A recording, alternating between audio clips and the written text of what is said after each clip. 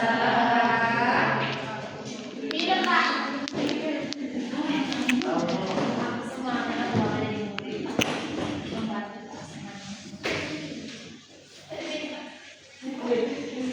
gimana kabar Bapak semuanya? Sehat, Pak. Masih semangat semuanya? Masya Allah. Semoga kita pembelajaran kita dimuliakan oleh Allah Subhanahu wa Ta'ala. Baik, sebelum Bapak masuk ke materi, alangkah baiknya Bapak ambil absen terlebih dahulu. Hadir semuanya? Sakit satu. Insya Allah mudah-mudahan diangkat penyakit dari Allah Subhanahu wa Ta'ala.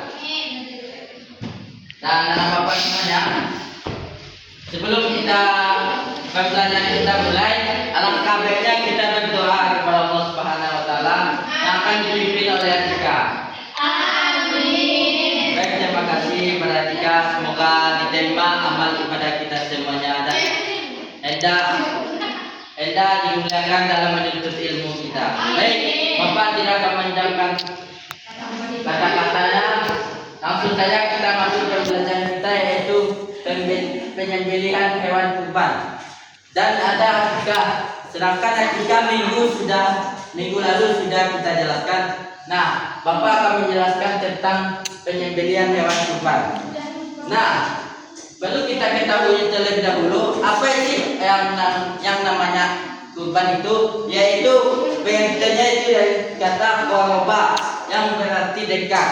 Sedangkan istilah yaitu menyembelih hewan ternak tertentu pada hari raya Idul Adha, seperti yang telah kita laksanakan pada tanggal 10 sampai 13 Zulhijjah, yang mana dengan niat mendekatkan diri kepada Allah Subhanahu wa Ta'ala dari mengikuti sunnah Ibrahim alaihissalam yang rela mengorbankan anaknya putra Ismail alaihissalam demi ketaatan kepada Allah Subhanahu wa Ta'ala.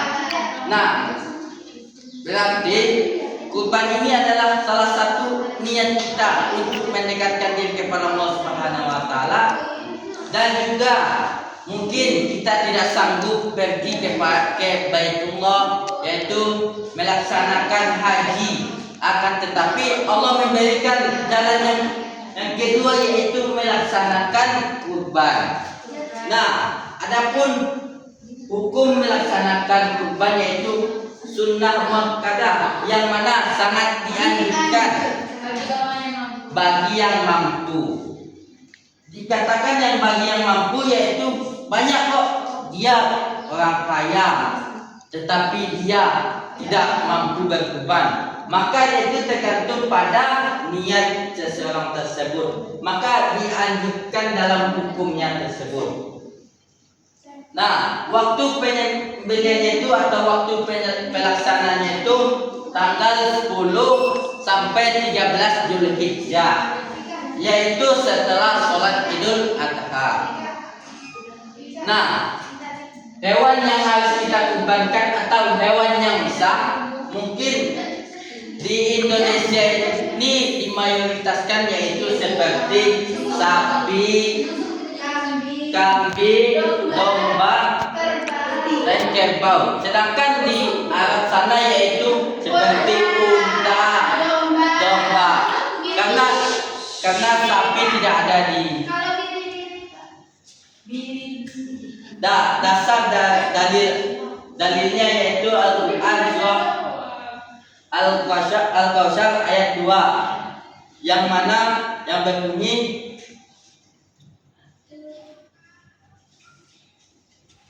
Fasholli rabbika wanhar. Coba Bapak yang Supri bacakan dalilnya.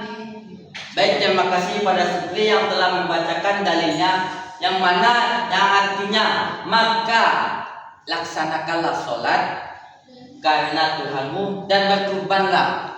Karena kurban ini adalah salah satu ibadah yang dianjurkan oleh Allah Subhanahu wa Ta'ala. Banyak dan hadis Nabi Muhammad SAW menjelaskan, barang siapa yang memiliki kelapangan rezeki yang mampu namun tidak berkurban, maka jangan ia dekati tempat sholat kami. Nah, begitulah sindiran kepada orang yang mampu tetapi dia tidak berkurban. Itulah sindiran yang sangat tajam kepada manusia.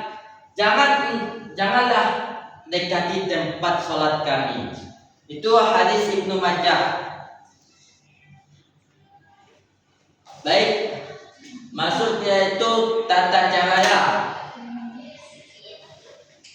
Tata cara penyembelihan itu, nah anak-anak bapak yang dulu kayak setelah datangnya hari raya Idul Adha, yang mana itu kita akan melihat betapa banyaknya sapi datang. Misalnya di masjid ini dapat 5, 6.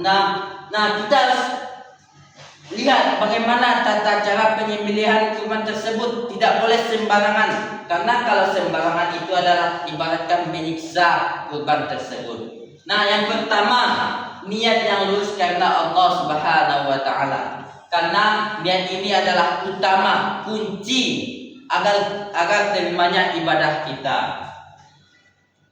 Semata-mata karena Allah, bukan hanya untuk ria.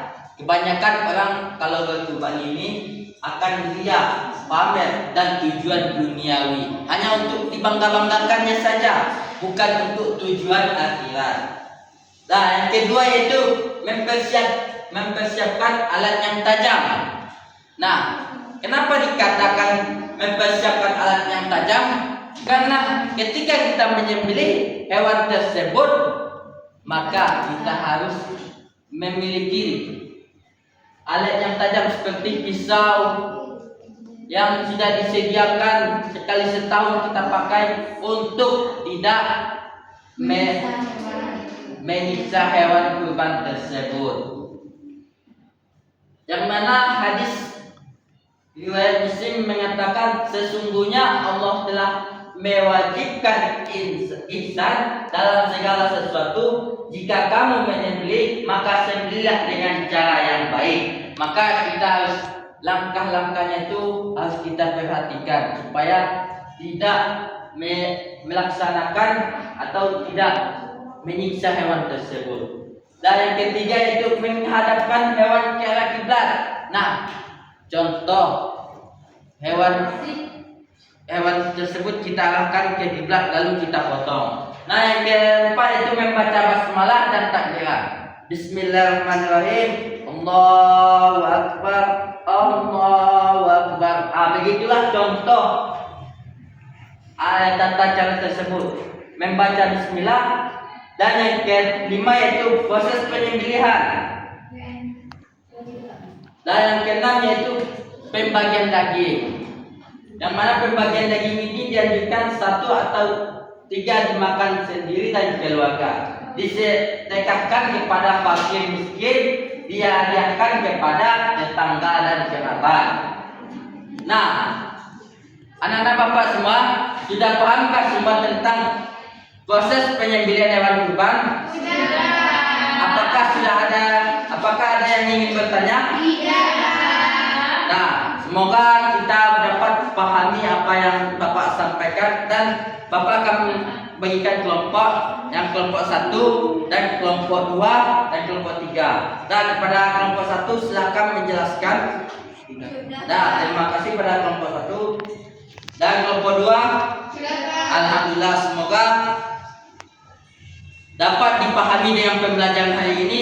Mungkin sekian dari pembelajaran Bapak semuanya. Semoga kita bermanfaat dan semuanya. Billahi taufiq wal hidayah. Assalamualaikum